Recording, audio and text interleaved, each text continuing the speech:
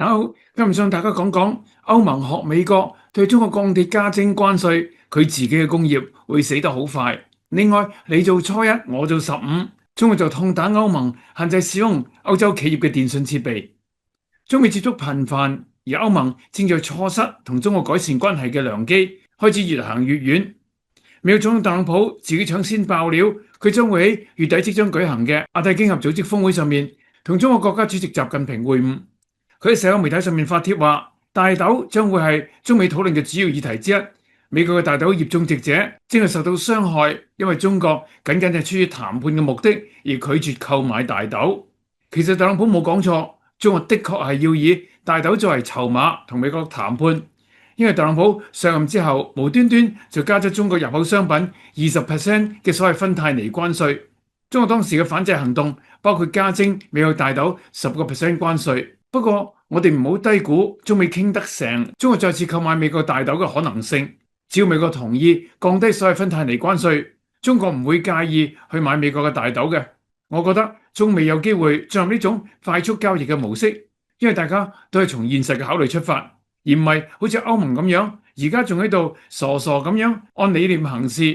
歐盟委員會主席馮多萊恩仲想討好特朗普，而中國開始對歐盟唔客氣啦。據英國金融時報11日報道，中國正在限制國內嘅電信網絡用諾基亞同埋愛立信嘅設備。金融時報話，國家主席習近平推動將中國關鍵技術基礎設施同西方脫鈎，中國正在限制自己嘅網絡用歐洲電信設備供應商芬蘭嘅諾基亞同埋瑞典嘅愛立信嘅產品。兩個支持人士話，中國國營嘅電信設備採購方包括移動網絡營運商、公用事業同埋其他產業，已經開始更加嚴密咁審查外國投標電信設備嘅項目。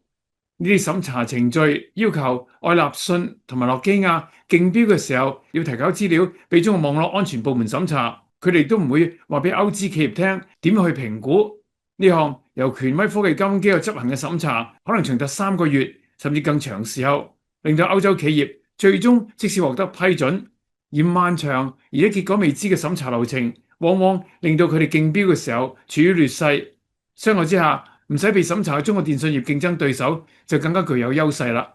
報道話，北京限制歐洲供應商嘅舉措源於歐洲好多個國家政府之前警告唔好同中國電信巨頭華為同中興合作，但係金融時報就話啦，呢啲呼籲對中企喺歐洲市場嘅佔有率影響有限。中國啟動國家安全審查之際，正值習近平推動自主創新嘅戰略，目的係全面替代外國技術。早喺2022年，中國嘅網絡安全法修訂之後，北京淘汰歐洲設備嘅行動開始深化。新法例要求關鍵資訊基礎設施嘅營運商，凡採購可能有安全風險嘅設備，都需要呈交俾國家網絡安全委員會審查。研究機構戴爾奧羅嘅分析師彭加斯話，北京由於嚴格嘅銷售限制，已經導致愛立信同諾基亞喺中國移動網絡嘅合計市佔率，從2020年嘅12%驟降至到今年嘅4%。兩間公司都通報中國區嘅營收下滑，其中諾基亞喺中國嘅營收自2023年起呈現雙位數百分比嘅跌幅。知情者話，審批進度咁緩慢，以至於歐洲企業只能夠從大型招標當中獲得好微薄嘅市佔率，呢啲生意往往轉咗俾中國嘅供應商。歐盟駐華商會就話啦，資訊科技同埋電信產業在地化嘅要求對歐洲科技集團構成生存威脅。呢個商會最新嘅調查顯示，近4分3嘅受訪者表示，有關限制已經導致到佢業務流失。其實金融時報對歐洲針對華為嘅限制措施有啲輕輕帶過嘅味道，話歐洲嘅政策制定者對中國電信供應商提出安全疑慮，但係好多個國家遲遲未實施禁令，既因為中國電信設備嘅成本低廉，亦都顧慮呢啲行動會激嬲北京當局。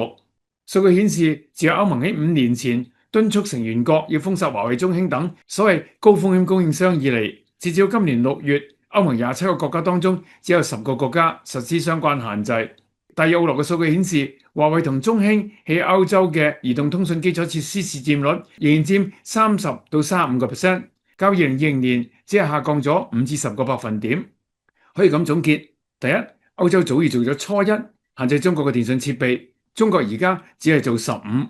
歐洲限制華為等中資電信商嘅行動，並唔係好似《金融時報》講得咁輕描淡寫。喺歐洲三大國當中，英國已經全面禁止華為參與英國嘅 5G 網絡建設，並且要求喺2027年前逐步移除現有嘅華為設備，係咁多國家裏邊最嚴厲嘅。而法國雖然並未完全排除華為，但係將限制華為喺關鍵設施嘅參與程度，優先選擇其他電信設備供應商。德國算做略為鬆手，曾經有討論直接限制華為，但喺新政府嘅政策底下，已經取消咗只能夠使用可信國家設備嘅限制條款，轉向關注可信技術標準，表示華為仍有機會參與德國嘅 5G 網絡建設。歐洲自己首先限制中國電信商，點能夠期望中國唔咁樣做呢？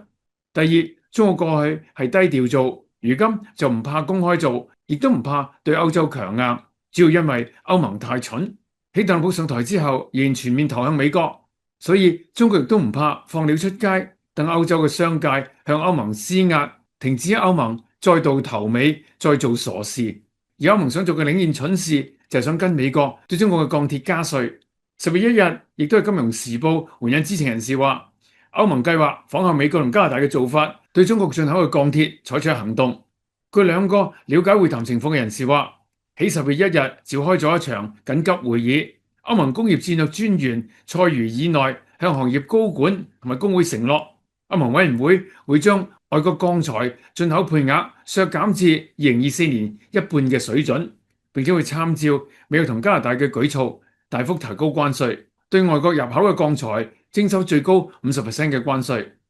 據悉，特朗普作為產業回流計劃嘅一部分，美國已經對進口鋼材徵收咗50% 關稅，而加拿大近期亦都對未同佢簽訂自由貿易協定嘅國家實施進口鋼材限制。呢啲消息人士話，歐盟工業戰略專員塞茹爾內喺會上話，新規定唔會設置時間限制，即係話冇到期時限，咁同明年到期嘅並且徵收25% 關稅嘅現行保障措施嘅制度唔同。佢仲特別提到中國，話歐盟絕對唔能夠繼續天真，話我哋拒絕無限制對外國嘅過剩產能敞開市場，如果拒絕接受大規模補貼而產生嘅傾銷價格。不過新法規仲需要得到歐洲議會同埋歐盟成員國嘅多數票批准。儘管法國同其他10個成員國已經提議實施呢個措施，大部分國家仍然好擔憂呢個措施可能加劇國內通脹，並且削弱鋼材下游產品製造商嘅競爭力。代表汽車製造商嘅